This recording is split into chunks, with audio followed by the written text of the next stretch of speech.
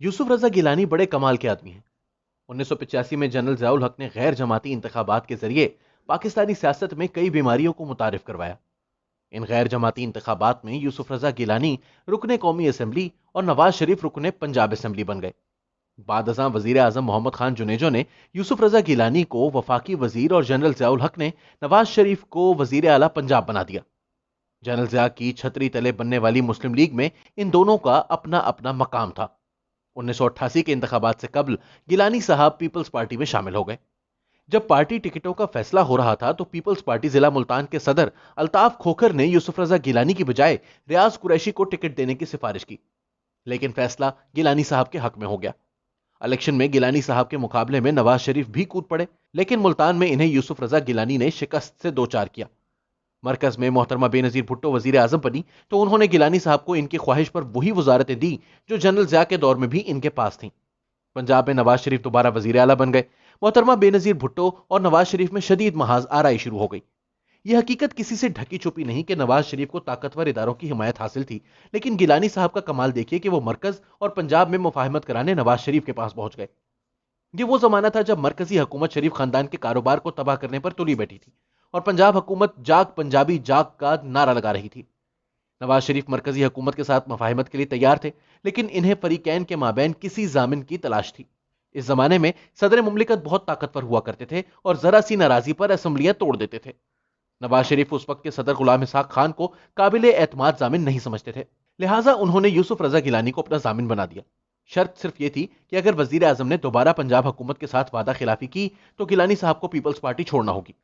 جب محترمہ بے نظیر بھٹو کو پتا چلا کہ نواز شریف نے یوسف رضا گیلانی کو اپنا ضامن بنایا ہے تو وہ حیران رہ گئیں۔ گیلانی صاحب جب بھی اپنے کمالات سے انہیں حیران کرتے تو وہ بڑی معصومیت سے پوچھتی کہ یہ کیسے ہوا۔ گیلانی صاحب تفصیل میں جانے کی بجائے انہیں کوئی نہ کوئی شعر سنا دیتے۔ محترمہ یہ سمجھنے لگیں کہ گیلانی صاحب کے پاس نہ صرف کوئی روحانی طاقت ہے بلکہ وہ بڑے شاعر بھی ہیں۔ گیلانی صاحب کا مزید کمال یہ تھا کہ وزیر اعظم اور وزیر اعلیٰ پنجاب کے درمیان ضامن بننے کے بعد بھی دونوں میں معاملات ٹھیک نہ ہوئے۔ نہ گیلانی صاحب نے پیپلز پارٹی چھوڑی، نہ نواز شریف نے طاقتور اداروں کے ساتھ مل کر سازشیں کرنا چھوڑی، اور آخرکار صدر غلام اسحاق خان نے محترمہ بے نظیر بھٹو کی حکومت کو برطرف کر دیا۔ 1990 میں نواز شریف وزیر اعظم بن گئے۔ 1993 میں غلام اسحاق خان نے انہیں بھی چلتا کیا اور نئے انتخابات میں محترمہ بے نظیر بھٹو دوبارہ وزیر اعظم بن گئی۔ اس مرتبہ انہوں نے یوسف رضا گیلانی کو اسپیکر قومی اسمبلی بنا دیا۔ ایک دن وزیر اعظم صاحبہ نے شیخ زید بن سلطان ال نہیان کے اعزاز میں ایک ظہرانہ دیا۔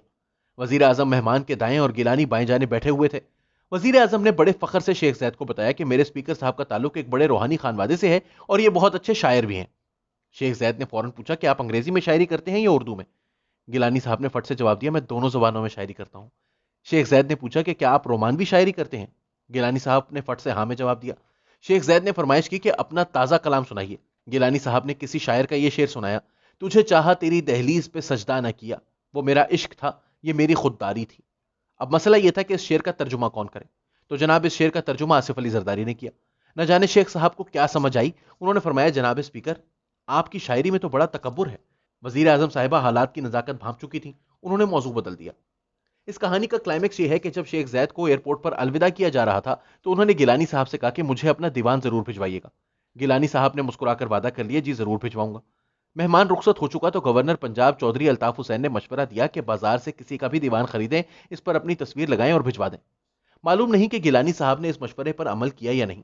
میں نے یہ واقعہ اس لیے بیان نہیں کیا کہ یہ ناچیز انہیں جعلی شاعر کے طور پر پیش کرنا چاہتا ہے۔ یہ واقعہ تو انہوں نے خود اپنی کتاب چاہے یوسف سے صدا میں لکھا ہے۔ میں تو صرف ان کے کمالات بیان کر رہا ہوں۔ کبھی نواز شریف نے انہیں اپنا ضامن بنایا تھا، پھر اسی نواز شریف نے انہیں سپریم کورٹ کے ذریعے نااہل کروایا۔ کچھ سال گزرے اور 3 مارچ 2021 کو وہی گیلانی صاحب نواز شریف کی حمایت سے سینیٹر بن گئے۔ نواز شریف نے اپنی تمام غلطیوں کا کفارہ ادا کرنے کی کوشش کی، لیکن گیلانی صاحب کو سینٹ میں اپوزیشن لیڈر بننے کا شوق چرا گیا۔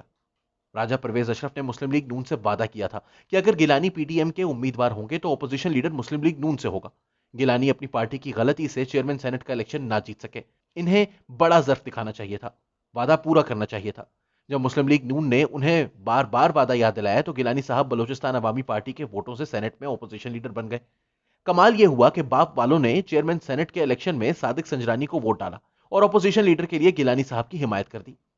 اندر کی خبر یہ ہے کہ مسلم لیگ نون اور پیپلز پارٹی میں لڑائی کی اصل وجہ یہ ہے کہ پیپلز پارٹی کسی نہ کسی طرح عثمان بزدار کو ہٹانا چاہتی تھی۔ नवाज शरीफ का ख्याल था कि यह ख्वाहिश पीपल्स पार्टी की नहीं बल्कि किसी और की है, और वो परवेज इलाही को वजीर आला पंजाब बनवाकर मुस्लिम लीग नून की जड़ें काटेंगे। नवाज शरीफ ने इस खेल का हिस्सा बनने से इनकार कर दिया और पीपल्स पार्टी पर असेंबलियों से इस्तीफों के लिए दबाव डाला। इस लड़ाई की असल वजह कुछ भी हो, लेकिन अवामुन नास में इसके जिम्मेदार यूसुफ रजा गिलानी है, जो मुस्लिम लीग नून के जरिए सेनेटर बने और फिर बाप की मदद से मुस्लिम लीग नून को नीचा दिखा दिया।